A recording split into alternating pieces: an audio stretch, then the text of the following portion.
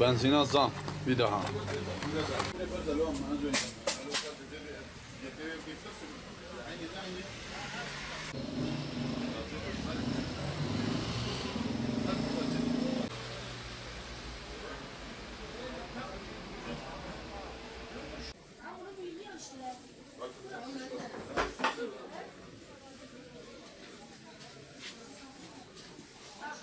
Sen de yoruyor ya.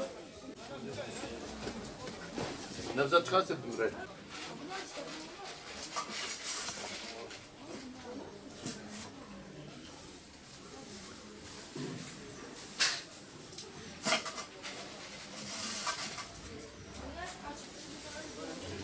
Hırdavatçıyız abim. İnşaat malzemesi satıyoruz. Nalburya işte böyle boya işleri. İnşaat malzemeleri bayağı yükseldi. Yani bayağı %300'leri buldu yani zamlar artık. Her gün 2 günde bir zam yiyor yani malzemelerimiz. Yani milletin gücü bayağı düşmüş. Yani bir matkap almak için adam artık bayağı zorlanıyor bir inşaat ustası yani. Bir tane normal inşaat makası sattığımız 200 milyon şimdi 550'den aşağı veremiyoruz onlara. İnşaat sektörü çalışmadı mı bizi etkiliyor. Şimdi elinde iş olan çalışıyor, başka da çalışmıyor. Yani yeni inşaat yok yani. Bir sene evvel işler çok güzeldi. Bu sene böyle çok bozuldu bu işler. Yani bayağı biraz ölçüler kaçtı yani bu zamlardan dolayı. Kilo vida mesela sattığımız 25 milyona şimdi 90 milyon para fiyat biçiyoruz yani. Adam mesela bir kolye alıyordu şimdi alıp 2 kilo, 1 kilo alıyor. Diyor sadece günlük işimi gidereyim yeterli benim için. Budur yani. Evvel borçtan veriyorduk onlara çekle, evrakla veriyorduk şimdi veremiyoruz. Şimdi gelince ilk önce diyoruz abi peşimi kartla bile alsa yani peşinden biraz daha yüksek vuruyoruz yani mecburi. Çünkü kart mesela o da son aldığımız için biraz ödeme şeyi.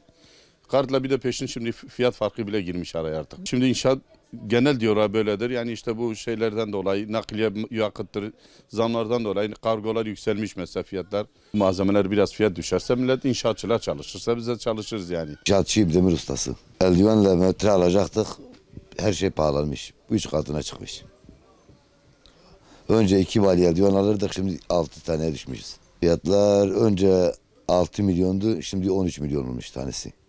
İşler eskiden daha beter olmuş. Her şey alt üst olmuş yani. Onlar da ne yapacağını bilmiyor. Esnaf da zor durumda.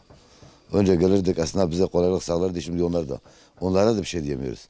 Önce alır giderdik, yaz derdik, yazıyor diler. Şimdi yaz da diyemiyoruz. Adam 5'e alıyor, 7'ye bana veriyor. Gelişte adam 13'e alıyor, bana ne verecek? Her seferinde adam zarar ediyor. Biz de zarar ediyoruz. Fiyatlar yükseliyor. Birbirini tutmuyor. Kesinlikle. Sadece bu zamların düşmesini istiyoruz. Başka ne talebimiz olacak? İnşaat işinde çalışıyoruz. Ters tavanla ilgili çalışıyoruz. Ters tavandır, karton piyerdir. Malzemelerimiz alçıpandır, profildir, vidadır. Bu tür şeyleri yapıyoruz. Bu zamlardan dolayı işler çok kötüdür. Yani çok karaktır. Eskisi gibi değildir yani şimdi çünkü malzemelere zam geldiği için, pahalı olduğu için haliyle inşaat sektörü de ister istemez yani biraz duraklama oluyor. Yani fiyatlar bazı ürünlerde %200, bazı ürünlerde %300. Mesela geçen sene malzeme 4-5 liraydı, şimdi 15 lira olmuş. Diyelim ki alçıpan mesela, alçıpan geçen sene 20 liraydı, 20-22 liraydı, şu anda 65 liraya çıkmış. Profil herkese aynı o şekil. O yüzden işler düşüktür yani. Yani bir an önce bu zamların geri alınması haliyle inşaat sektörüyle de o da canlandır yani. Çünkü memleketimiz yani daha doğrusu her taraf yani inşaat sektörü üzerindedir. İnşaatlar olmasa mobilyacının işi de olmaz. Tesisatçının işi de olmaz, elektrikçinin işi de olmaz. Bizim işimiz de olmaz. Yani bu şekilde. Fiyatlar her gün değişiyor.